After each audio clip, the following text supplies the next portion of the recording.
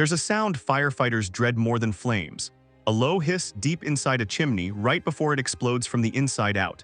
And here's the part that should unsettle you: nobody in that house heard it building. Not for months, sometimes not for years. The family kept lighting fires every evening, kept warming their hands, kept feeling safe, while something was quietly stacking up behind the walls they couldn't see. You've felt something like that hiss. Maybe you don't have the word for it yet. An application that went silent. A door that used to swing open for everyone else and stayed locked for you. A calling you know is real, sitting untouched, while people less prepared than you get the stage, the platform, the yes. And somewhere underneath the disappointment, a quieter question keeps returning. Is God against me, or is he just gone quiet? Stay with that question, because the answer is not what you've been told, and it has almost nothing to do with rejection. It has to do with wood. Specifically, the difference between wood that's ready to burn and wood that isn't, and what happens when someone forces the second kind into the fire anyway. Freshly cut wood is soaked. Not visibly, it looks solid, sturdy, ready. You could split it, stack it, hand it to someone and they'd never guess. But inside, it's carrying almost its own weight in water. Foresters have a name for it: green wood. And green wood thrown straight into a fire does something strange. It doesn't refuse to burn, that's the trap. It burns just enough to look like it's working, it hisses, it smokes, the room never actually warms. And here's the part almost nobody knows: the smoke it releases doesn't disappear into the night air. It rises up the chimney and sticks to the walls as a black, tar-like residue called creosote. Layer after layer, invisible, silent, building for months without a single warning sign. Until one day, enough heat hits that build up all at once, and the whole chimney ignites from the inside. Not the fire you built on purpose. The fire you didn't know you were feeding, one comfortable evening at a time. Now hold that image, because your ambition works exactly the same way. Every gift God put in you is real fuel. It was never meant to sit unused, that's not what this is about, and it never will be. But fuel lit before it's ready doesn't just underperform. It builds something dangerous behind the walls of your life where nobody can see it yet. Pride you've never had to face because you've never had an audience to feed it.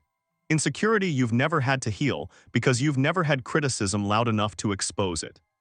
Control you've never had to surrender because nobody's ever depended on you enough to test it.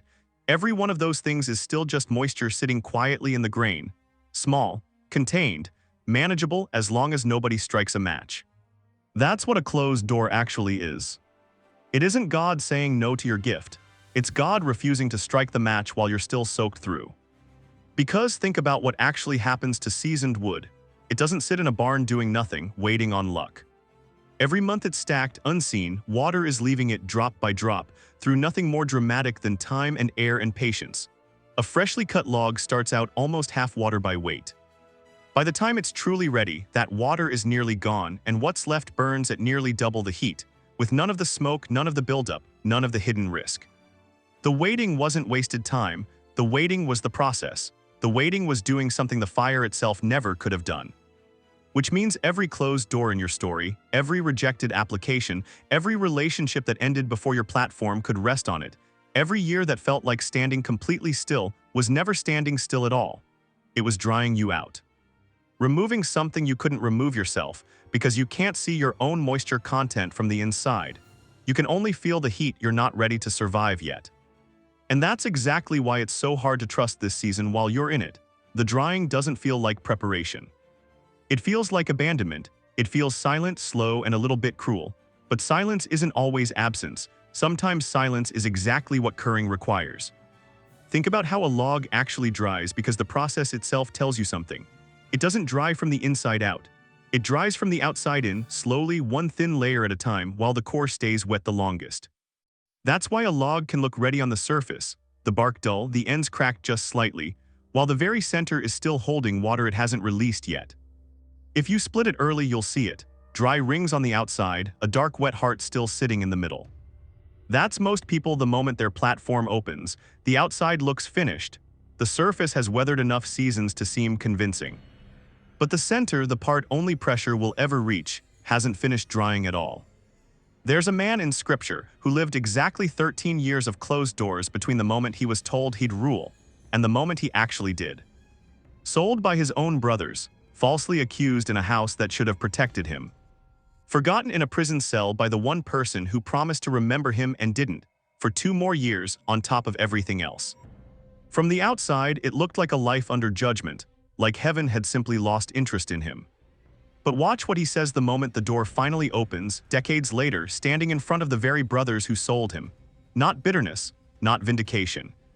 He says what you meant for evil, God used for good. 13 years didn't break the calling sitting inside him. 13 years removed the version of him that couldn't have survived carrying it. A 20-year-old handed that much power would have burned the house down around him. A 30-year-old who had been dried out by betrayal, slavery, and false imprisonment could finally hold that much heat without destroying everyone standing near him. That's the part hustle culture will never tell you. It teaches you to force the burn. Kiln dry your calling, accelerate it, manufacture the appearance of readiness with intensity instead of time. And here's where the metaphor gets uncomfortable, because kiln-dried wood can look completely finished on the outside while the inside is still soaked. Heat applied too fast seals the surface before the moisture underneath has anywhere left to go. It looks cured. It isn't, and when it finally burns, it doesn't burn steady like the wood that waited its full season.